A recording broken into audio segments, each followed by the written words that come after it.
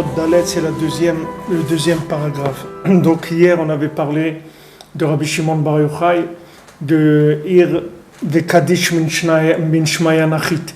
On avait dit que Rabbi Shimon, c'était un homme réveillé et Kadosh qui était descendu du ciel pour amener les secrets de la Torah, c'est-à-dire qui sont des secrets. Le but de la révélation du Zohar, c'est de réveiller le monde. C'est ça, de réveiller le monde à la prise de conscience de l'existence d'Hachem. C'est-à-dire, plus l'enseignement il va être profond, et plus il va éveiller la personne. C'est-à-dire, plus ça s'appelle un enseignement d'éveil, les secrets de la Torah. Alors que le pshat de la Torah, ça s'appelle du sommeil. C'est-à-dire, pourquoi du sommeil? Du sommeil par rapport à la dvekout dans Hachem, c'est-à-dire par rapport à la prise de conscience de l'existence d'Hachem, c'est-à-dire le résultat de la prise de conscience de l'existence d'Hachem. La dvekout, ce qu'on appelle la dvekout d'Hachem, c'est-à-dire l'attachement à Hachem, il dépend de la prise de conscience. C'est-à-dire plus quelqu'un il a une prise de conscience qui est importante de l'existence d'Hachem, et plus il va être attaché à Kadosh Baruch Hu, puisqu'il est conscient de sa présence. C'est-à-dire plus la conscience de la présence va être grande, et plus l'attachement il va être fort. Donc maintenant, les secrets de la Torah, ils sont là pour augmenter la conscience et faire en sorte que la personne, elle ait un plus grand attachement à Kadosh Baruch Hu. Donc, Ot Dalet, Alken Haya Istalkuto B'mei Asfira Belag Baomer, Sheaz Matril Itnotzet Ha'ara Shel Shavuot Shiu Kabbalat HaTorah. C'est pour ça que, quand est-ce que c'est la Iloula de Rabbi Shimon, c'est-à-dire quand est-ce qu'il a été mistalek, quand il est mort, c'est l'Ag Baomer, c'est le 33e jour du Homer, c'est-à-dire quand il commence déjà la lumière de Shavuot, qui est Matan Torah, elle commence déjà à briller. Ki kol yemei asfira hem prinat shena de Gdusha, shiu tova gdola le'amochin. Parce que tout le temps de la Sphira, ce sont des jours de sommeil, de Gdusha, c'est-à-dire qui sont très bons pour l'esprit. C'est-à-dire c'est des jours où il y a un sommeil qui vient, et ce sommeil-là, c'est-à-dire de la Sphira, ça s'appelle sommeil par rapport à la prise de conscience, puisque maintenant, pendant la Sphira, on est en train de se préparer à recevoir la Torah, c'est-à-dire on est loin d'avoir reçu la Torah. On est juste au point de départ, c'est-à-dire le soir où on commence, le lendemain soir de Pessah, quand on commence à compter le Homer, on se trouve au point le plus bas maintenant, puisque on vient d'avoir la lumière du soir de Pessah, mais maintenant on nous l'a enlevé, et on va commencer à compter. Donc pendant les premiers jours du Homer jusqu'à l'Akba Homer, ce sont des jours de sommeil, c'est-à-dire où la conscience elle n'est pas éveillée, parce que ce sont des jours où on est en train de travailler dans des midot, on est en train de travailler dans des mesures par rapport à ce monde, on n'est pas en éveil par rapport à la conscience divine.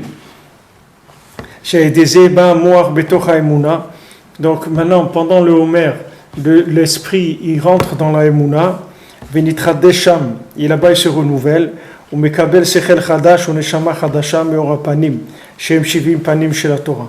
Et à ce moment-là, il va recevoir un nouvel esprit, une nouvelle Neshama qui vient du Ora Panim, c'est-à-dire de la lumière du visage d'Hachem, qui sont les 70 facettes de la Torah. C'est-à-dire il y a 70 façons si vous voulez, d'être éveillé. Il y a 70 points de conscience de l'existence d'Hachem. L'existence d'Hachem va se manifester, c'est-à-dire la conscience de l'existence d'Hachem, elle a 70 approches possibles. C'est-à-dire que l'individu, il a 70 angles par lesquels il peut se réveiller dans son contact avec Hachem. C'est pour ça qu'il y a 70 explications de la Torah, 70 facettes, et il y a 70 nations aussi par rapport. Chaque nation, elle est par rapport à un angle de la Torah, elle est le côté opposé d'un angle de la Torah. C'est-à-dire chaque nation, elle a refusé la Torah parce qu'elle a dit non, on a écrit dans la Torah telle chose, nous on peut pas faire cette chose-là, il faut pas écrire, et écrit il faut pas tuer, nous on peut pas, il faut pas voler, nous on peut pas, etc. Chaque nation, elle a un défaut qui est le défaut des visages de la Torah. C'est-à-dire Hachem, il a mis qu'il y a 70 façons de véhiculer la divinité dans le monde. Et c'est pour ça qu'il y a 70 langues aussi. Ces 70 langues, c'est 70 façons d'exprimer qu'Hachem il existe. Pour que quelqu'un, comme on dit à quelqu'un quand il ne comprend pas, alors on lui dit tu veux que je te dise en quoi? Tu veux que je le dise en chinois? Tu veux que je le dise en italien? En quoi tu veux que je te parle? Ça veut dire que quand on voit que la personne ne comprend pas, alors il y a un réflexe de dire on va parler une autre langue. C'est-à-dire pour dire voilà, si tu ne comprends pas, je ne sais pas de quelle langue je vais te parler pour que tu comprennes.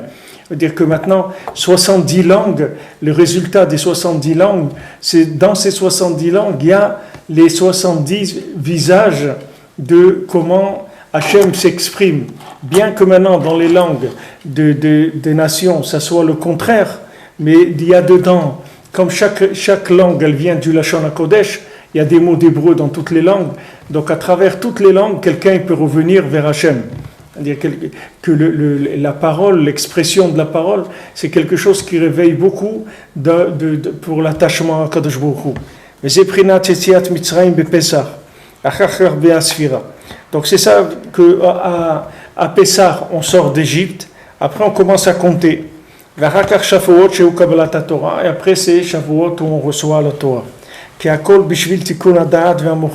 Parce que tout ça c'est fait pour qu'on répare l'esprit, c'est-à-dire qu'on répare le cerveau. כמובן בכוונות שכל הכוונות של פסח וספירה ושבועות ולחזור להמשיך ולתקן המוחין. Comme c'est écrit dans les Kitvei Arizal, dans les Sfarim du Arizal, que Pesach et la Sfirat HaOmer et Shavuot, c'est tout pour réparer l'esprit qui se sont abîmés à cause de la faute d'Adam Arishon. Et avec la vérote de toutes les générations, chez l'Acharav, qui sont venus après, chez Mdor Maboul, qui sont la génération du Maboul, la génération du déluge, Vedora Flaga, et la génération de la tour de Babel. Que tous ils ont été programmés dans le Da'at par leur Ta'ava de Niouf, c'est-à-dire par le fait qu'ils avaient la Ta'ava de la débauche. Validé Avodazara chez la Mshubgama Emuna, aussi par leur Avodazara, c'est-à-dire par le fait qu'ils avaient de l'idolâtrie qui abîmait la Emuna. Chez Gamken Gamadat, que quand on abîme la Emuna, alors aussi le Da'at il est abîmé. Et dans toutes ces générations, on doit réparer ces tikkunim-là. Dire chaque génération, il faut savoir qu'il y a une accumulation des fautes, c'est-à-dire qui sont faites depuis Adam Arishon. Et dans chaque génération, on répare un petit peu. Qui est la réparation du Da'at, avec les prinotes dont on a parlé dans cette Torah 35. C'est ça qui va réparer le Da'at. C'est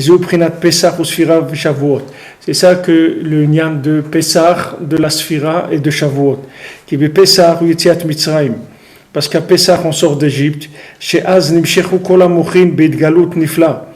Que à Pessah, dans la sortie d'Égypte, tous les Mochin, ils sont venus dans une révélation extraordinaire. Ou Be'ara Gdola Meod, avec une très grande lumière. Kayadoua, comme c'est connu. Chez Zéou Ikar Yetziat Mitzrayim. Que c'est ça la sortie d'Égypte.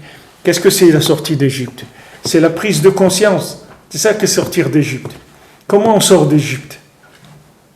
Comment quelqu'un sort d'Égypte? Comment quelqu'un fait tchouva? Comment quelqu'un il s'engage? Comment quelqu'un monte en Israël? Comment quelqu'un il commence à faire Shabbat? C'est que de la prise de conscience. C'est-à-dire quelqu'un il prend conscience et il dit mais attends, qu'est-ce que je suis en train de faire là? Mais ça y est, il faut que j'arrête ça. C'est la prise de conscience qui fait le mouvement de la sortie d'Égypte. Maintenant, Hachem, quand il a envoyé un esprit tellement fort, c'est-à-dire une prise de conscience tellement forte que les gens ils sont mis en route pour sortir d'Égypte. Même qu'ils n'avaient pas où loger, qu'ils ne savaient pas comment ils allaient manger, comment ils allaient dans le désert, etc. Ils ont été, pourquoi? Parce que la conscience était très forte. Parce que l'Égypte, qu'est-ce que c'est l'Égypte? C'est précisément quand le Da'at est le moach, le da'at, c'est-à-dire l'esprit, le cerveau, ils sont en galout. C'est ça Mitzrayim. Mitzrayim, ça veut dire que maintenant la personne, elle est endormie, c'est-à-dire que son esprit, il est en galoute, son esprit, il est dans un exil, c'est-à-dire que son esprit a été exilé. L'exil de la personne, c'est l'exil de sa tête, c'est ça l'exil de la personne. C'est pas l'exil du corps. Parce que quelqu'un, que sa tête, elle est en place, son corps, vous pouvez le mettre où vous voulez, ça ne le dérange pas du tout. C'est comme si vous avez une rallonge. Quelqu'un, il n'est pas à côté de la prise, mais il a une rallonge. Ça ne le dérange pas. Là où il est, il a du courant. Il ne faut pas être à côté de la prise pour qu'il y ait du courant. Il faut avoir une rallonge. Si quelqu'un a une rallonge, il peut aller à 100 mètres, il a du courant, il n'y a pas de problème. Le quart de la galoute, c'est pas où la personne se trouve, c'est où elle est sa tête, c'est là où elle est la galoute. Le Baal Shem Tov dit qu'un homme, il se trouve là où sa tête, elle se trouve. Là où sa tête, elle se trouve, c'est là où il est. Il y a des gens, ils sont en Israël, leurs pieds, ils sont en Israël. Leurs pieds, ils touchent le sol d'Israël. Mais leur tête, elle est à New York, ou elle est au Japon, ou elle est n'importe où. C'est-à-dire, c'est là-bas où ils ont leur tête. Donc, ils sont pas en Israël, il n'est pas en Israël. Et le contraire, il y a des gens qui sont en Chutz La'aretz, mais leur esprit, il est toujours avec Israël, il est toujours en Israël. Alors, ces gens-là, ils sont en Israël, même s'ils sont en Chutz La'aretz. Ils ont une rallonge qui les connecte. C'est-à-dire que ce qui s'appelle galout, c'est toujours la galoute du da'at. C'est-à-dire, quand est-ce que maintenant, la galoute, l'exil, il a agi sur moi, c'est quand il m'a assimilé ma façon de voir les choses. C'est-à-dire quand je me suis assimilé dans ma façon de voir la vie, dans ma conscience des choses. C'est ça qui s'appelle l'assimilation. C'est-à-dire la galoute du da'at. Quand maintenant ma façon de voir, mes concepts, ils sont assimilés, c'est ça ce qui s'appelle la galoute. Tant que quelqu'un, sa façon de voir la vie, elle n'est pas assimilée, il n'est pas en galoute. Du moment où maintenant quelqu'un, son esprit il est assimilé, alors ça c'est l'Égypte, c'est ça la galoute. Parce que maintenant, quand on était en Égypte, l'esprit, il n'était pas encore clair, c'est-à-dire purifié. Normalement, il fallait rester 400 ans en Égypte pour que l'esprit soit clair, il se purifie complètement. Mais tout le temps où on était en Égypte, c'est sûr que notre tête, elle n'était pas, les concepts, ils n'étaient pas en place. C'est la même chose pour chacun.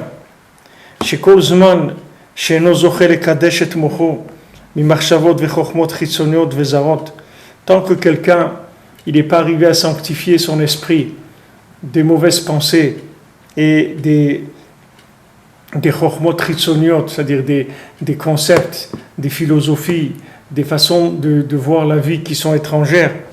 Azayu prinat galut Mitzrayim shemidgavar alav paro. C'est-à-dire il se trouve en Égypte, c'est-à-dire Paro, et il se renforce sur lui. C'est-à-dire Paro, il se renforce sur lui, ça veut dire que maintenant, son esprit, il n'arrive pas à voir clair, c'est-à-dire il n'arrive pas à prendre conscience des choses comme il faut en prendre conscience parce que son esprit, il a été détourné dans l'aliénation, dans l'esclavage des plaisirs de ce monde.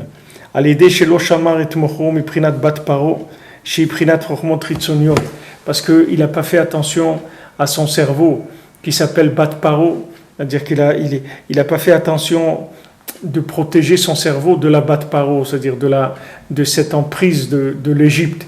Donc, comme on a vu que Shlomo, il s'est marié avec la Bat Paro, maintenant Shlomo c'est quoi? Il représente la Chokhma, d'accord? L'homme le plus chacham du monde, c'était Shlomo Ameler.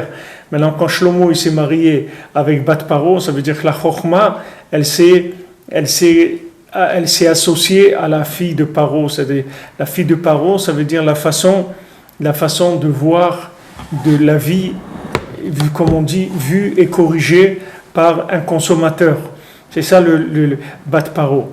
C'est-à-dire, Bat Paro, ça veut dire c'est le concept de la vie des gens qui sont sur terre et qui essayent d'interpréter la vie, de comment ils vont tirer le plus profit de leur passage sur terre. C'est pour ça que même les corps en Égypte, ils en faisaient des momies, des sarcophages et des momies parce que Il voulait même le corps, il voulait l'éterniser, c'est-à-dire faire que le corps il soit éternel, c'est-à-dire que le corps il pourrisse pas dans la terre, parce que eux ils étaient à un tel niveau de Touma, c'est-à-dire la Touma ça veut dire de ne penser qu'à ce monde-là, c'est-à-dire de n'être intéressé que par ce monde-là, c'est ça la Touma. C'est-à-dire eux comme ils ne voyaient que ce monde-là, alors ils voyaient tout à l'envers. Quand quelqu'un il voit que ce monde-là, alors c'est impossible qu'il vous donne une interprétation de la vie comme il faut. Pourquoi? Parce que lui, il est en train de chercher à consommer dans ce monde. Donc tout ce qu'il va vous donner comme idéologie, comme philosophie, comme tout, c'est complètement faux. Puisque maintenant, lui, il cherche à consommer. Donc du moment où il cherche à consommer, sa façon de voir la vie, elle va être fausse. C'est-à-dire que maintenant, l'homme individuellement, tant qu'il ne garde pas sa pensée, alors il faut savoir que par où il s'installe dans son cerveau. Les gens ils voient les gens ils sont choqués, ils disent comment les Américains ils écoutent les communications téléphoniques de tous les pays. Ils explorent l'Allemagne, la France, l'Europe, le monde entier, même Israël, partout. Ils ont des écoutes partout, les Américains. Ils vont écouter tout ce qui se passe partout. Pourquoi ils vont écouter tout ce qui se passe partout? Pour essayer d'aider les gens à s'en sortir dans la vie? Pas du tout. C'est pour arnaquer le monde, pour voler, pour être en avant, pour dominer le monde, c'est tout. Pour être en avant dans le commerce. Ils essayent dans tous les marchés d'écouter tous les marchés, tous les échanges qu'il y a commerciaux, tout, la sécurité, les choses, tout, ils essayent de dominer le monde par le fait qu'ils essayent d'être au courant de ce qui se passe partout, de ce que les gens disent, etc. Vous voyez qu'il y a une étude d'espionnage comme ça sur le monde entier pour prendre le pouvoir. Mais il faut savoir que ces écoutes-là, par rapport à ce que Esav y plante dans la tête de chacun, c'est rien du tout. C'est les écoutes. Les écoutes, c'est quelque chose de très très light par rapport à ce qui est fait, qui est le lavage de cerveau et l'intoxication des cerveaux. C'est-à-dire que l'intoxication du cerveau du Ben Adam, c'est quelque chose qui est beaucoup beaucoup plus grave que les écoutes. Même s'ils écoutent que celui-là, il devait vendre des avions à l'autre et ils viennent, ils proposent moins cher ou n'importe quoi. Ça, c'est déjà dans de la transaction, dans des choses qui sont déjà dans l'action. C'est pas le cerveau de la personne. Mais quand ils ont placé dans le cerveau des gens des façons de voir la vie, ça c'est la plus grande violation de l'intimité de l'individu. Il n'y a pas plus violation que ça, que de mettre sur le marché des concepts qui ne sont pas des concepts qui sont vrais, qui sont des concepts de consommateurs. Esav, c'est un consommateur. Esav, il a dit à Yaakov, moi ce qui m'intéresse, c'est donne-moi à manger des lentilles, du rouge, des trucs. Moi, le monde futur, ça ne m'intéresse pas. Moi, le droit d'aînesse, il ne m'intéresse pas. Moi, ce qui m'intéresse, c'est de consommer. Donc maintenant, quand eux, ils sont axés sur la consommation à outrance, ils vont mettre sur le marché des idées, des principes, que quand ces principes ils sont rentrés dans le cerveau de la personne, ils vont transformer l'individu en un consommateur. Et à ce moment-là, l'individu, il est déchiré quand il cherche Hachem. Alors il est déchiré entre le côté consommateur et profiter de ce monde et le côté aussi où il veut servir Hachem. Alors ce que Rabbeinu nous met en garde, il nous dit, regarde, tout ça passe par la pensée. C'est par la pensée qui s'infiltre. C'est-à-dire que maintenant, si tu cherches comment ils se sont infiltrés chez toi, sache qu'ils se sont infiltrés par tes pensées. Donc fais attention à tes pensées, garde ta pensée, protège ta pensée, c'est parce que c'est par là où il va rentrer. Donc fais attention à quoi tu penses. Fais attention, qu'est-ce qui rentre dans ton cerveau. Qu'est-ce qui rentre dans ton cerveau comme pensée de consommation, c'est-à-dire primaire, c'est-à-dire la consommation, c'est-à-dire l'argent, les femmes, le manger, les choses comme ça. Et fais attention à ta pensée dans les idéologies de Esav, c'est-à-dire tout ce que l'Occident met comme idéologie dans le monde. et qui essayent de faire de la banalisation de choses qui sont très graves des fois, comme le mariage homo, des choses comme ça, qui sont des choses extrêmement graves, mais qui sont banalisées par la société, qui sont montrées comme des choses permises, et les gens qui ne permettent pas ça, ce sont des esprits qui ne sont pas ouverts, etc. Maintenant, quand ça rentre dans le monde, quand ça commence à rentrer, c'est-à-dire là, voilà, c'est rentré il n'y a pas longtemps, c'est-à-dire ça a été officialisé, ces choses, il n'y a pas longtemps. Maintenant, vous ne voyez pas encore les dégâts que ça va faire. Mais les dégâts que ça va faire, ça va te mettre des années avant que les dégâts de cette implantation de principes qui sont des principes abominables, c'est-à-dire des choses dégoûtantes, des choses qui sont mamache, quelqu'un, comment ça les dégoûte pas, des choses comme ça. C'est tellement on l'a habitué petit à petit, on a assimilé. C'est-à-dire ça fonctionne par système d'assimilation. C'est-à-dire on lui fait assimiler au début. Quand vous demandez à quelqu'un s'il a compris, vous lui demandez est-ce qu'il a assimilé. Qu'est-ce que je veux dire assimiler? Ça veut dire que maintenant il a commencé par des principes de comparaison, des principes de comparaison simples au départ, et après ça a augmenté jusqu'à que la chose elle est devenue énorme, et elle a été, vous demandez comment l'humanité elle a avalé quelque chose d'aussi énorme, mais ça s'est pas fait d'un coup, ça s'est fait petit à petit, mais maintenant que c'est installé, c'est quelque chose qui amène des destructions dans le monde terribles. Maintenant ça se voit pas encore, mais si un des facteurs apocalyptiques du monde. C'est-à-dire la Torah, elle dit que ça amène l'apocalypse dans le monde. C'est-à-dire ça amène des destructions massives. Maintenant, ça ne se voit pas au niveau quand ça commence. Mais après, quand ça rentre dans les mœurs, ça fait des destructions massives, mamash.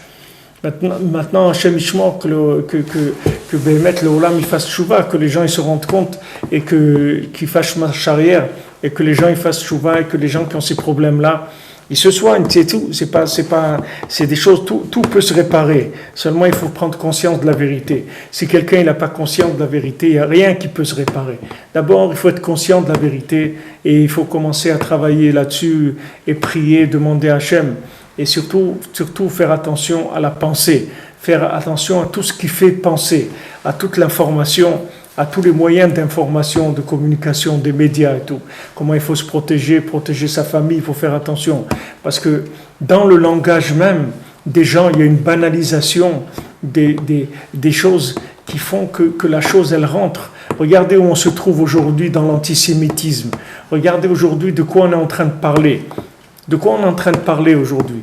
Regardez les médias, de quoi ils parlent. De quoi les mouvements d'extrême droite, de quoi ils parlent, comment ils s'expriment, qu'est-ce qu'ils disent sur les Juifs, comment ils parlent sur les Juifs. C'est-à-dire qu'aujourd'hui, on parle sur les Juifs. Les gens, ils peuvent plus s'empêcher de parler sur les Juifs. C'est-à-dire qu'ils se retiennent plus. Et il n'y a plus non plus de retenue chez les gens, il n'y a plus non plus les gouvernements non plus, ils peuvent plus lutter contre ça, parce que c'est quelque chose qu'ils ont amené, ils ont amené doucement, jusqu'à ce que c'est devenu ce que c'est aujourd'hui, et que c'est incontrôlable, et que ça va être de moins en moins contrôlable. Qu'est-ce qu'ils vont faire? Ils vont arrêter des millions de gens. Qu'est-ce qu'ils vont faire? Ils peuvent rien faire du tout. Ils peuvent rien faire du tout. C'est-à-dire c'est quelque chose qui s'installe, et que ça commence par une parole, et après une autre parole, et une autre parole, et après il y a un concept qui rentre dans le monde.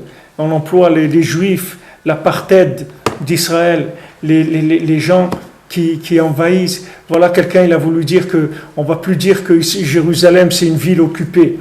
On ne dira plus ça. On dirait que c'est une ville juive avec une minorité musulmane. On ne dira plus que c'est une ville occupée. Mais ça a fait des tollés dans le monde. Comment il peut y parler comme ça, etc. Parce qu'on ne veut pas changer la façon d'exprimer les choses. Il faut dire les territoires occupés. Il ne faut pas dire Israël. Il faut dire territoire occupé. Maintenant, à force de répéter territoire occupé, de répéter ça, qu'est-ce que vous faites après? Vous créez un monstre par rapport à cette chose-là. Mais par quoi ça a commencé? Ça a commencé par une parole. et après une autre, et après une autre, et après une autre, et la chose elle est rentrée dans le cerveau, et elle a créé un concept. Elle a créé un concept, au début ça s'est lancé comme ça, quelqu'un il a lancé une parole comme ça. Pourquoi par exemple la Corse ils n'appellent pas les territoires occupés? Pourquoi la Corse ça s'appelle pas territoire occupé? Pourtant tout le monde sait que la Corse n'appartient pas à la France, c'est un territoire volé. Pourquoi l'Amérique ça s'appelle pas territoire occupé? Ils ont volé aux Indiens tout ce qu'ils leur ont volé. Pourquoi ça s'appelle pas territoire occupé?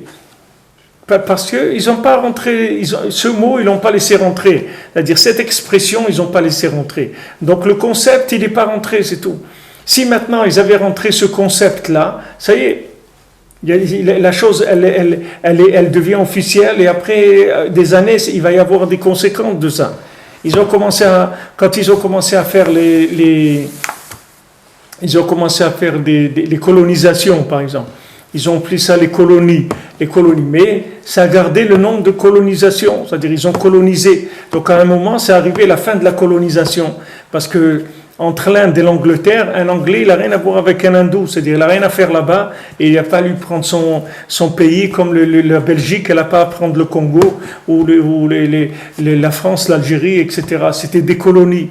Donc ils savaient très bien que c'était momentané, qu'à un moment il fallait sortir, parce que c'est resté avec une identité, l'endroit, il avait une identité trop forte pour être assimilé. Mais si ce n'étaient pas des gens qui avaient une identité de leur pays qui était forte, mais ils les auraient assimilés, les auraient avalés complètement. Comme ils ont fait par exemple la Corse. La Corse c'est la France, vous ne pouvez pas dire que la Corse c'est pas la France. Pourtant la Corse c'est pas la France du tout. Les Corses c'est pas des Français, mais c'est des Français aujourd'hui. C'est-à-dire il n'y a aucune différence parce qu'ils les ont assimilés, ils les ont rentrés complètement dans le système. C'est-à-dire c'est devenu des gens qui sont intégrés complètement. Maintenant dans toutes les attitudes c'est comme ça. C'est-à-dire on commence par rentrer des principes et on les pousse, on les fait avancer, jusqu'à que cette chose-là, elle soit officialisée dans l'esprit des gens. Le Icar, le principal de ces choses-là, c'est d'arriver à les faire germer, à les faire rentrer dans l'esprit. C'est ça, Bat Paro. Bat Paro, ça veut dire, on fait marier la fille de Paro avec la Chokhma de Shlomo. C'est-à-dire avec Shlomo Améler avec la Chokhma. C'est-à-dire on fait marier la fille de Paro avec le cerveau de la personne. C'est-à-dire on rentre la fille de Paro dans le cerveau de la personne. La fille de Paro, c'est quoi? C'est l'imaginaire, c'est la consommation, c'est le mensonge. Tout ça, on le fait marier avec la Chokhma. C'est-à-dire on essaye de le rentrer dans le cerveau par système d'assimilation. C'est-à-dire ça fonctionne avec des similitudes. C'est-à-dire on cherche des similitudes et ces similitudes-là, on les fait rentrer. Quand vous prenez le christianisme, pourquoi c'est un juif qui a fait ça? Parce qu'il faut une similitude. Pourquoi ils font la Pâque? Pourquoi ils font ça? Pourquoi ils n'ont pas cherché autre chose? Parce qu'il faut des similitudes. Si vous voulez attraper des gens, il faut que vous preniez des repères dans ce qui existe déjà dans la personne. S'il n'y a pas de repères, comme on voit dans la paracha, les Meraglim, on a vu avant-hier, ils ont dit, oui c'est vrai, nous reconnaissons que c'est une terre qui a du lait, où il coule le lait et le miel. Nous reconnaissons que c'est aussi une terre où il y a le lait. Et ils ont commencé après à parler, à dire du mensonge. Mais ils ont commencé d'abord par dire quelque chose de vrai. Ils ont dit, Israël, mais c'est très beau. Les Juifs, c'est des gens très bien, c'est des gens extraordinaires. Mais après, ils commencent. C'est-à-dire que maintenant, d'abord, on commence par dire quelque chose de vrai pour préparer une zone d'assimilation. C'est-à-dire, on ouvre une zone d'assimilation. Et quand une fois qu'on a trouvé quelque chose de vrai, sur ça, on va commencer à assimiler des choses qui sont négatives. Maintenant, ce principe-là, c'est comme ça que tout rentre dans le cerveau des gens. C'est-à-dire par ce principe-là. C'est-à-dire, on commence par parler de quelque chose, amener une notion qui a un rapport avec la vie de la personne, qui a l'air complètement banal et qui a l'air vrai aussi. Et sur ce vrai-là, après, on va construire Rome. C'est-à-dire, la ville de Rome, elle va se construire sur cet emplacement-là, qu'à la base, c'était qu'une similitude. Similitude, ça veut dire qu'il y a eu un mariage entre la fille de Paro et la Chokhma de Shlomo. C'est-à-dire qu'à un moment, il y a eu un lien qui s'est fait entre ces choses-là. Donc maintenant, Quand ce lien il se fait, c'est avec la méthode de ce lien-là que la chose elle rentre. Et quand elle rentre, après, allez le faire sortir. Une fois que la personne elle a rentré ça dans sa tête, il faut des explosions nucléaires pour que ça sorte de la tête. Parce que les gens, ils ont pris l'habitude de penser comme ça. Et il y a des gens, malheureusement, ils ne peuvent pas se détacher de leur façon goy de voir les choses. C'est-à-dire, ils ont dans la tête, ils ont comme des implants des choses dans le corps ou des dents ou n'importe quoi. Il y a des implants de philosophie, de façon de penser dans la tête, de façon politique de penser, de façon... Combien de juifs aujourd'hui, ils pensent de façon complètement négative, c'est-à-dire par rapport à Eretz Israël, par rapport au Am Israël, par rapport à tout. Parce que des gens, ils se sont tellement assimilés qu'ils ont perdu complètement, c'est-à-dire la bas de Paro. Paro, il leur a mangé le cerveau complètement. C'est-à-dire ils sont devenus des Égyptiens mamash. C'est-à-dire ils ont perdu complètement la notion juive qui avait en eux. C'est-à-dire la façon juive de voir les choses. Ils ont perdu ça. Ils n'arrivent plus à voir les choses comme un juif il doit voir les choses. Ils ne savent même pas ce que c'est. Parce qu'ils ne savent même pas qu'est-ce que c'est un juif. Ils ne voient pas qu'est-ce que c'est un juif. Ils ne voient pas comment un juif il pense. C'est ça le problème qu'on a aujourd'hui. C'est-à-dire comment voir des vrais juifs qui pensent, qui ont une tête qui est claire. Rabbeinu il dit que comment le monde il va être noyé d'hérésie, c'est-à-dire que comment l'hérésie va noyer le monde, que il dit les plus grandes montagnes, les plus grands cerveaux, ils vont être noyés par la mer d'hérésie. C'est-à-dire que même les gens très intelligents, ils vont être noyés par ce qu'il y a dans le monde. Si les gens ils rentrent pas dans la simplicité, leur cerveau il va être complètement contaminé par les moyens de communication. Il faut faire très très attention, il faut beaucoup protéger les entrées du cerveau. Il faut protéger énormément, faire attention à ce qui rentre dans mon esprit. Chaque chose qu'on me propose comme idée, comme façon de voir les choses, même dans la Torah, il faut vérifier est-ce que c'est quelque chose de vrai ou quelque chose de faux. C'est-à-dire que maintenant, ça a l'air vrai, des fois ça a l'air extrêmement vrai, mais c'est pas vrai. C'est pas vrai. C'est-à-dire que les Meraglim, ils ont dit des choses vraies, mais c'était pas vrai, parce que leur but, c'était pas vrai. Le but, c'était d'empêcher les gens de rentrer en Israël. C'était ça leur but. Leur but, c'était de ne pas les laisser rentrer. C'est ça ce qu'ils avaient dans la tête. Maintenant, il fallait allier à déchiffrer dans leurs paroles qu'est-ce qui était pas vrai. Et ça, qui est-ce qui va faire ça aujourd'hui? Aujourd'hui, il faut rester dans la simplicité totale pour être protégé contre ces choses-là. Sinon, on n'arrive pas.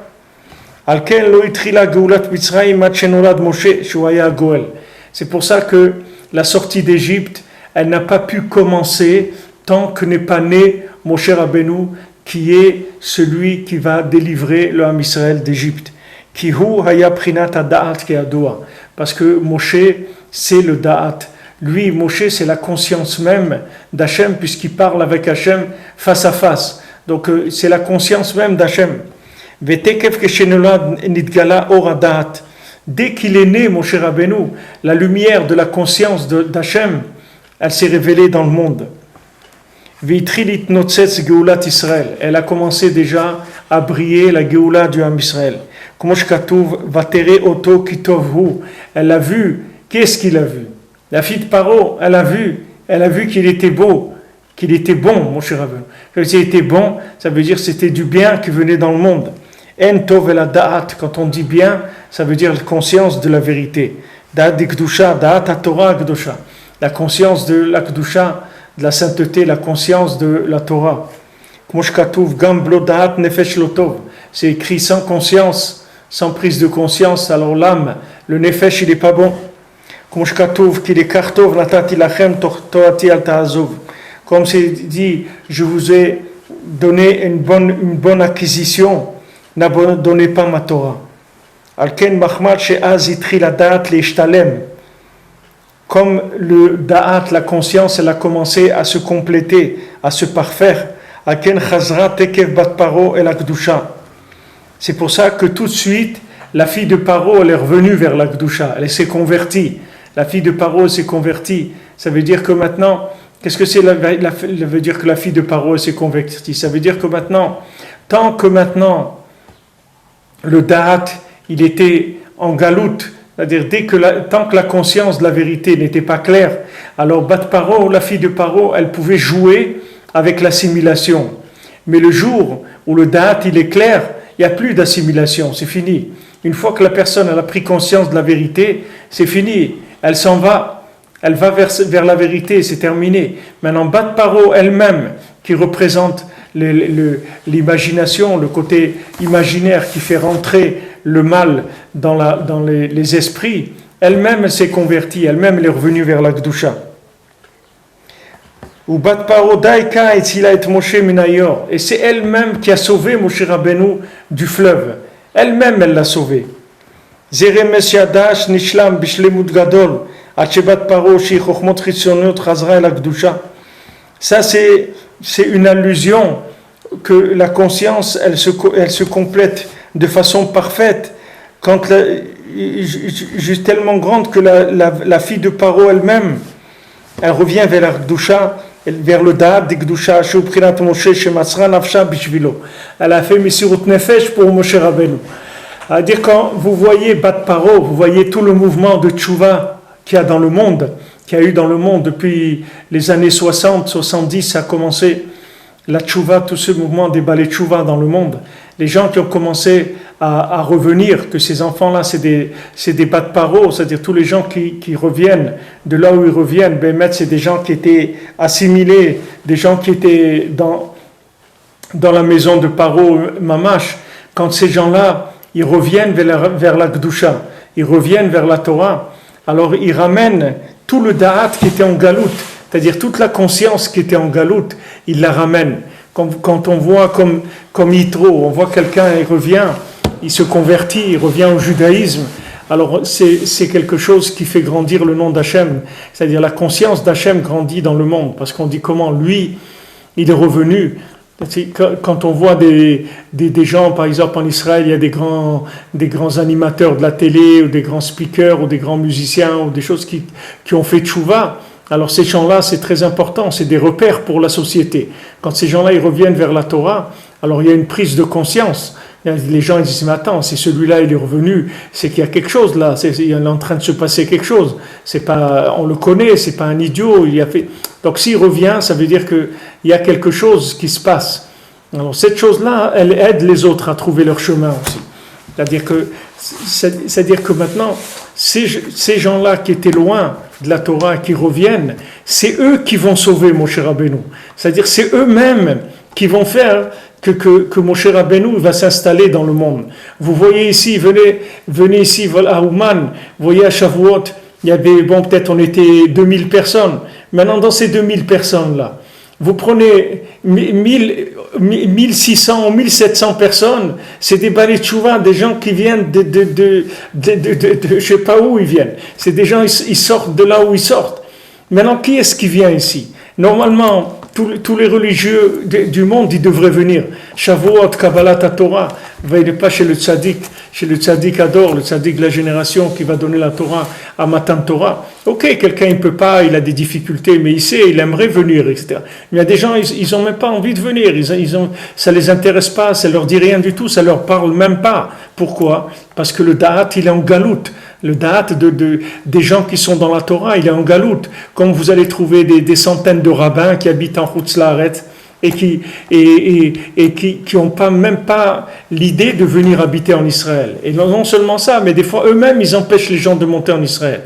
Alors que si tous les rabbins qu'il y avait sur terre, ils faisaient une association et tous ils montaient en Israël, alors je peux vous dire que les communautés, elles se bougeraient parce qu'ils verraient que tous les dirigeants ils montent. Alors ils disaient, attends, si les dirigeants ils montent, il faut monter, il faut se bouger là parce qu'on n'aura plus rien. Si ces gens ils s'en vont, demain on a besoin d'une circoncision, il faut qu'on fasse venir un Moël d'Israël. On a besoin de faire de l'avartage rituel, il faut faire venir quelqu'un d'Israël. On a besoin d'étudier la Torah. Comment on va faire s'ils sont tous partis? Maintenant, si tous les gens qui ont des fonctions importantes dans la Torah, ils venaient vers Israël, alors tout le monde viendrait en Israël. Si tous les gens qui étaient religieux venaient chez Rabbi Nachman, alors tous les gens ils viendraient. C'est pareil, c'est-à-dire que c'est le même problème que les Meraglim, c'est toujours le même système. C'est-à-dire que les gens, ils sont tellement avancés, soi-disant, dans leur système, que les systèmes, il les a enfermés, ils n'arrivent plus à voir. Tandis que maintenant les balais tchouva, c'est des gens, ils n'ont rien à perdre. C'est des gens, ils sont venus chez le tzaddik parce qu'ils aiment le tzaddik, c'est tout. Ils aiment le tzaddik, ils savent que c'est le sauveur du Ham Israël, c'est tout. Comme Moshe Rabbeinu. Ils savent que c'est lui le sauveur du Ham Israël. Donc ils viennent chez lui, c'est tout. Ils n'ont pas de questions. Ils ne se posent pas de questions. Ils viennent, c'est tout. Parce que c'est lui, c'est tout. Où on va trouver la Torah? Qui est-ce qui a donné la Torah? C'est Moshe Rabbeinu. Il y a quelqu'un qui a donné la Torah, c'est Moshe Rabbeinu. Quelqu'un va trouver la Torah sans Moshe Rabbeinu, c'est quelque chose qui n'existe pas. Comment une Torah sans Moshe Rabbeinu? Ça n'existe pas. Il y a Baruch Hashem un tzaddik, les Rebbe, Rabbi Nachman, il dit, venez, je vais vous aider à vous en sortir, je vais vous aider de sortir de là où vous êtes. Comme vous allez voir, Bezat Hashem, qu'est-ce que Rabbi Nathan il va nous dire dans cette halakha. Ici, Minashamaim, c'est une halakha qui parle du Nyan, du Kever, du Tzadik et tout. On va voir, on va y arriver, Bezat Hashem. Vous allez voir comment le monde ne se rend pas compte. Le monde ne se rend pas compte des endroits vitaux qu'il y a sur Terre, où on peut recevoir une transformation extraordinaire. On peut avoir des changements extraordinaires. Comme Eretz Israël, quelqu'un voit Eretz Israël, ce que c'est aujourd'hui, à tous les niveaux. Alors les gens, comment ils restent loin? Parce que aussi, les dirigeants, ils sont installés en Chutz La'aretz. Et ils ne poussent pas les gens à monter. Eux-mêmes, ils ne donnent pas l'exemple. Si eux-mêmes, ils donnaient l'exemple, ils montaient. Ils diraient, voilà, messieurs, dames, on vous annonce qu'à partir de maintenant, la communauté ne pourra plus fonctionner. Le rabbin ne sera plus là, il va partir en Israël. Donc maintenant, si vous avez besoin de quelque chose, il faudra vous préparer à l'avance, etc. Parce qu'il n'y aura plus de rabbin. Et tout le monde va partir. Alors s'ils font ça, c'est sûr que les gens ils vont se bouger. Parce qu'ils vont voir que des gens qui ont des postes importants, etc. Ils entraînent. On voit les Meraglim, ils ont entraîné tout le peuple. Ils ont mis par terre le peuple entier. C'est pas eux, ils étaient 10, c'est tout. Mais ils ont mis par terre tout le peuple, à part les Lévi'im, tout le monde a plongé. Et Kalev ben Yefouné, Yoshua ben Nun, c'est tout. Tous les autres, tout le peuple d'Israël, il a plongé là-dedans. Donc le da'at, il faut le révéler, la conscience, il faut la révéler. Maintenant, quand les gens, ils sont loin, comme Bat Paro, alors quand elle revient, ça veut dire ça même, c'est la preuve que Moshe, il est né. Quand vous voyez quelqu'un, des gens, chacun il sait d'où il vient. Chacun il sait d'où il vient, d'où le Rebbe, comme le Rebbe il dit, tu sais d'où je t'ai sorti. Toi, tu sais d'où je t'ai sorti. Ça veut dire que maintenant, quand quelqu'un il sait d'où il vient, alors il comprend qu'il y a une force, il y a une énergie qui est descendue dans le monde, qui n'était pas là avant. Il y a une énergie extrêmement puissante qui est descendue dans le monde. Il y a une vitalité très très grande, il y a une conscience extrêmement puissante qui est descendue dans le monde. Puisque vous voyez des gens qu'au point de vue midot, ils étaient beaucoup mieux que nous avant. Vous prenez des gens qui étaient par exemple dans les années 1900, vous avez des gens extraordinaires, des gens droits, des gens dévoués, des gens intelligents, des gens ils avaient des atouts, des outils entre leurs mains extraordinaires, des capacités extraordinaires, des gens qui ont fait des choses très très bien dans leur vie, beaucoup mieux que nous aujourd'hui. Et pourtant, ils n'ont pas pu trouver la vérité comme elle est dévoilée aujourd'hui. Parce qu'aujourd'hui, la conscience de l'existence d'Hachem, elle se répand dans le monde avec une intensité comme il n'y a jamais eu. Ça n'a jamais existé. Alors vous voyez des gens très faibles qui reviennent vers Hachem. Pourquoi des gens faibles ils reviennent vers Hachem? Parce que la conscience a augmenté. La conscience d'Hachem, elle a augmenté dans le monde. Donc, du moment où la conscience d'Hachem a augmenté dans le monde, les gens y reviennent. Quand vous voyez la fille de Paro qui se convertit, alors il faut que vous posez des questions. Vous dites, attends, si la fille de Paro, elle s'est convertie, comment elle s'est convertie? Ça veut dire qu'elle a vu quelque chose d'exceptionnel, quelque chose de très grand. Qu'est-ce qu'elle a vu? Elle a vu la lumière de Moshe Rabbeinu, c'est tout. Du moment où Moshe Rabbeinu est venu dans le monde, elle a vu sa lumière. Donc elle s'est convertie au judaïsme, parce qu'elle a vu la lumière de Moshe Rabbeinu. Maintenant c'est pareil. Si vous voyez aujourd'hui, ou depuis 40 ans, ou 50 ans, qu'il y a des milliers de Balei Tshuva qui reviennent vers la Torah, qui fondent des foyers, Baruch Hashem, dans la Torah. Vous voyez des gens par milliers qui montent en Israël. D'où ça vient? Ça vient que la conscience d'Hachem, elle se répand dans le monde. Que le tzaddik, que Rabbi Nachman, comme il a dit, j'ai gagné, je gagnerai, ça veut dire que j'ai terminé, je terminerai, ça veut dire qu'il a amené dans le monde déjà tous les éléments qu'il faut pour la Géoula. Seulement, il accélère chaque jour encore plus. Et il y a des gens de plus en plus faibles qui peuvent revenir parce que la conscience, elle augmente. Comme on a vu pour Rabbi Shimon. Rabbi Shimon, il vient à un moment tellement important, c'est-à-dire que après la destruction du deuxième temple, il y a Rabbi Shimon Bar Yochai qui vient. Il amène les secrets de la Torah qui vont augmenter la conscience du monde. Ils vont augmenter la conscience du monde. Et combien de gens, combien de non-juifs se sont convertis parce qu'ils ont vu le Zohar, parce qu'ils ont eu approche avec le Zohar. Maintenant, quand Rabbeinu il parle des convertis, des guérim et des Balei Tshuva, Rabbeinu dit c'est pareil. Un Bal Tshuva et un guerre, c'est la même chose. Parce que qu'est-ce que c'est un Bal Tshuva? Un Bal Tshuva aussi, sa tête, c'est un goy dans sa tête. Qu'est-ce qu'il est un Bal Tshuva? Son cerveau, il a été complètement infesté par des notions qui ne sont pas des notions de Torah. Donc quand il revient vers la Torah, c'est comme un converti, c'est la même chose. Il a rien de plus que quelqu'un qui s'est converti. C'est quelqu'un qui est converti et maintenant il va commencer à restructurer son esprit, à le reconstruire, à ramener des nouvelles notions petit à petit. Mais déjà le fait qu'il a fait le mouvement, qu'il est sorti d'Égypte vers Eretz Israël, ce pas-là, c'est la preuve que Moshe est né. Ça c'est la preuve qu'il y a un tzaddik qui est né. Et que ce tzaddik-là, il a la force de ramener le monde entier à Kadosh Baruch Hu. Comme un Breslever, une fois on lui a dit, est-ce que tu peux nous montrer, tu peux nous raconter un miracle de ton Rav? Il a dit, est-ce que tu peux nous raconter un miracle de Rabbi Nachman? Alors il a dit, regardez-moi, moi je suis un miracle de Rabbi Nachman. Regardez-moi moi je suis un miracle de Rabbi Nachman. Ça veut dire quoi? Ça veut dire que si moi je suis revenu vers la Torah, ça veut dire que Rabbi Nachman il est venu dans le monde. Ça veut dire qu'il est venu un tzaddik, que ce tzaddik-là il va rapprocher le monde entier d'Akadosh Baruch Hu. C'est quelque chose, c'est des idées qui avancent. Je vous dis, voilà, on était à Ouman, à Shavuot, on était 2000, mais il n'y a pas longtemps, il n'y a même pas 6 ans, 7 ans, on n'était même pas 200 à Shavuot. On n'était même pas 200. Il y a 15 ans, on était à peine minyan à Shavuot, ici à Ouman. Voilà, maintenant il y a 2000. Et encore parce qu'il y a un peu des événements, des gens qui n'ont pas pu, leur femme ne les a pas laissés, ou etc. Ils n'ont pas laissé amener les enfants, etc. Mais sinon, on aurait pu avoir 3-4 000 facilement. Comme ça, à Shavuot, maintenant, d'où ça vient ça? D'où ça vient que vous voyez Bat Paro qui se convertit, que vous voyez des gens tellement éloignés, mais tellement éloignés qui reviennent vers le tzaddik? D'où ça vient? D'où ça vient cette chose-là? Cette chose-là, elle vient du fait que Moshe Rabbeinu est né. C'est-à-dire qu'il y a une nouvelle lumière, un nouvel esprit qui vient dans le monde. Ce nouvel esprit-là, c'est lui qui va donner la force à chacun de pouvoir revenir vers Hachem. Et ça, c'est la preuve que Moshe Rabbeinu est là. Donc, quand vous voyez la fille de Paro qui se convertit, ça veut dire que Moshe Rabbeinu, il est là. Il est vraiment là. Il est né. C'est-à-dire qu'il est là. Sa lumière est là. C'est ça qui permet ce passage-là.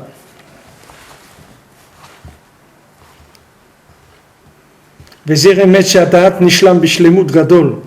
ça fait allusion au fait que la conscience d'Hachem, elle s'est complétée, la conscience d'Hachem, elle a grandi, elle s'est complétée dans le monde. Jusqu'à que la Bat Paro, la fille de Paro, qui sont tous les concepts étrangers, ils sont revenus vers la Gdusha. C'est-à-dire des gens, comme dit Rav Vanam Nachman, que le Baal Tshuva, c'est le Etzem de la Klippa. Un Baal Tshuva, c'est l'essence même de la Klippa. Un Baal Tshuva, c'est quelqu'un qui mamache l'essence de la Klippa, c'est-à-dire qu'il était dans la Klippa, c'est-à-dire la Klippa, elle l'a mangé, c'était quelqu'un qui était entièrement assimilé, et maintenant de là il est sorti, et il revient vers la Gdusha. Donc il dit que le Da'at, il s'est tellement révélé dans le monde, que même quelqu'un comme ça, il revient vers Hachem. vers le Da'at chez Uprinat Moshe, chez Masra Nafsho Bishvilo. C'est-à-dire non seulement que Moshe Rabbeinu il revient, mais la fille de Paro, elle a donné sa vie pour Moshe Rabbeinu. C'est-à-dire elle est venue, elle a donné sa vie pour que Moshe puisse exister. Et c'est ce que vous voyez, tous les balais de Tchouva qu'il y a aujourd'hui, combien ils diffusent, ils vont vendre des livres, ils impriment des brochures, des trucs, ils vont distribuer dans le monde, partout. Ils font des efforts énormes pour essayer de faire connaître la parole de Moshe. Parce que c'est la fille de Paro, c'est elle qui sauve Moshe Rabbeinu. Parce que le Ham Israël, lui, il était complètement assimilé. Mais la fille de Paro, elle n'a pas le côté déjà connu de la chose. C'est-à-dire que pour elle, c'est complètement nouveau. Elle ressent énormément le date de Moshe Rabbeinu. Donc elle sauve Moshe Rabbeinu, c'est-à-dire c'est elle qui va l'aider à exister, à s'installer, qui va le sortir de ce fleuve-là où il a voulu le jeter Paro, c'est-à-dire Paro, il a voulu jeter même Moshe Rabbeinu dans le fleuve de l'hérésie, et elle l'a sauvé. C'est comme ça que c'est l'exemple qu'il a dit Rabbi Nachman. Il a dit qu'une fois un roi il a été chassé avec ses ministres, etc., et toute sa cour. Et au milieu, il y a eu un très grand déluge qui est arrivé, et tout le monde s'est sauvé. Ils ont laissé le roi tout seul. Et le roi, il a trouvé refuge chez un paysan qui l'a accueilli et qui lui a donné à manger, qui lui a donné des habits secs, il a chauffé, etc. Alors après, quand le déluge est passé, alors les ministres du roi, ils sont venus le voir, et ils lui ont dit, Majesté, on est venu vous chercher. Il a dit, moi je viens pas avec vous, moi je viens avec ce paysan-là, moi je reste avec le paysan, parce que vous, quand il y a eu le déluge, vous m'avez tous abandonné. Et lui, il m'a accueilli. C'est-à-dire, Rabbeinu, il dit, le déluge, c'est le déluge de l'hérésie. C'est-à-dire que tous les ministres, tous les grosses têtes, ils vont abandonner Hachem. Parce que leur tête, elle va être tellement assimilée, tellement infiltrée de pourriture qu'il y aura des scandales, sur des choses terribles qui vont se passer dans les hautes sphères, comme on dit, du rabbinat, dans les hautes sphères des rabbinim. Il va y avoir des choses terribles qui vont se passer. Vous voyez des rabbinim qui n'ont pas peur de parler contre Breslev, ou de renvoyer des gens qui sont Breslev. Il leur dit non, si tu es Breslev, tu ne peux pas rester dans ma yeshiva, dans ma truc. Mais c'est quoi ça? C'est quoi ce judaïsme-là? C'est du judaïsme, ça? De quoi tu as peur? Tu as peur de quoi? Tu as fait une yeshiva, pourquoi? Tu veux faire une yeshiva, pourquoi? Pour que les gens y soient dans la Torah, pour qu'ils fassent Shabbat, pour qu'ils aient des enfants dans la Torah. Mais voilà, c'est ce qu'ils font. Maintenant, quelle importance qu'il y a s'ils tirent leur joie de Breslev, ou de ça, ou de l'autre, qu'est-ce qui est important? Quelle importance qu'il y a? Au lieu de l'encourager, au lieu de le féliciter tous les jours, ou de lui dire chaque jour que je te vois étudier la Torah, ça me fait plaisir, je vois quels efforts ça te demande, d'où tu viens, c'est une merveille, parce que tu es merveilleux, ta vie elle est merveilleuse, tu sanctifies le nom d'Hachem chaque seconde que tu es là, tu sanctifies le nom d'Hachem, tu as laissé toute cette touma-là, tout ce monde-là, pour venir vers la Torah, c'est merveilleux. Au lieu de dire, Alvaï, que moi en tant que religieux, j'arrive un jour à la semelle de tes chaussures, des efforts que toi tu as fait, tout ce que tu as laissé pour venir vers la Torah. Au lieu de l'encourager et tout, les gens lui disent, ah non, si tu es Breslev, tu excuses, nous ici, on ne veut pas des Breslev. Je veux dire, on veut pas, c'est quoi ça? C'est quoi ça? C'est quel judaïsme c'est ça? Ça existe du judaïsme comme ça.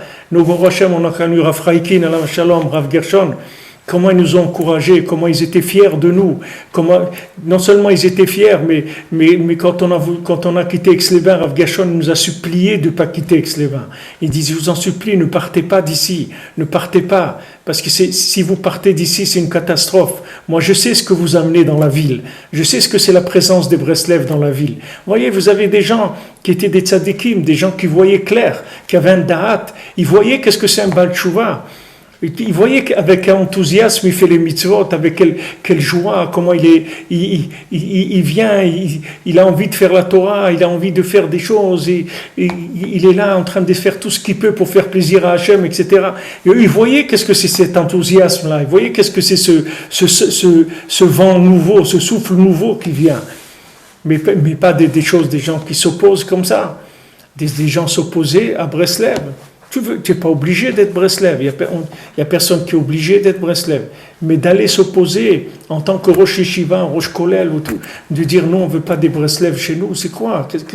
Qu'est-ce que ça veut dire? C'est-à-dire, qu'est-ce qu'il y a derrière ça? Alors le roi, il va dire, tous ces ministres, toutes ces grosses têtes-là, elles ne m'intéressent pas. Moi, je vais rester chez le paysan. Le paysan m'a reçu, il m'a fait une soupe chaude, il m'a donné des choses simples, mais il était content de me recevoir. Il m'a honoré au moins comme un être humain. Vous, soi-disant, vous êtes la cour du roi, les ministres du roi, vous deviez m'honorer, vous deviez tous mourir pour me sauver du déluge. Au lieu de dire on va protéger le roi du déluge, il y a une pluie diluvienne, on va le protéger, même si vous mourrez, vous de froid. Au lieu de donner votre vie pour le roi, vous êtes sauvés chacun, il est allé monter sa boutique à lui, pour se sauver à lui, il a laissé le roi. Et ce paysan-là, ce pauvre type-là que vous voyez, c'est lui qui m'a sauvé. C'est avec lui que je vais amener la Géoula. C'est lui qui va amener le Mashiach. C'est des gens comme ça qui vont amener le Mashiach. Parce que eux, ce qu'ils ont fait, ils l'ont fait de façon sincère. Même si vous voyez qu'ils sont pleins de tavot et qu'ils sont pleins de midot raot et tout, mais ils sont sortis d'Égypte. Ils ont laissé une vie, ils ont laissé des choses, ils ont laissé des passions qu'ils avaient, ils ont laissé des endoctrinements qu'ils avaient dans la tête et dans le cœur. Ils ont laissé des addictions qu'ils avaient à tellement de choses pour venir vers Hachem. C'est eux qui vont couronner le roi. C'est pas les grosses têtes. Les grosses têtes, elles vont se noyer. Il va rester que des gens simples, c'est tout.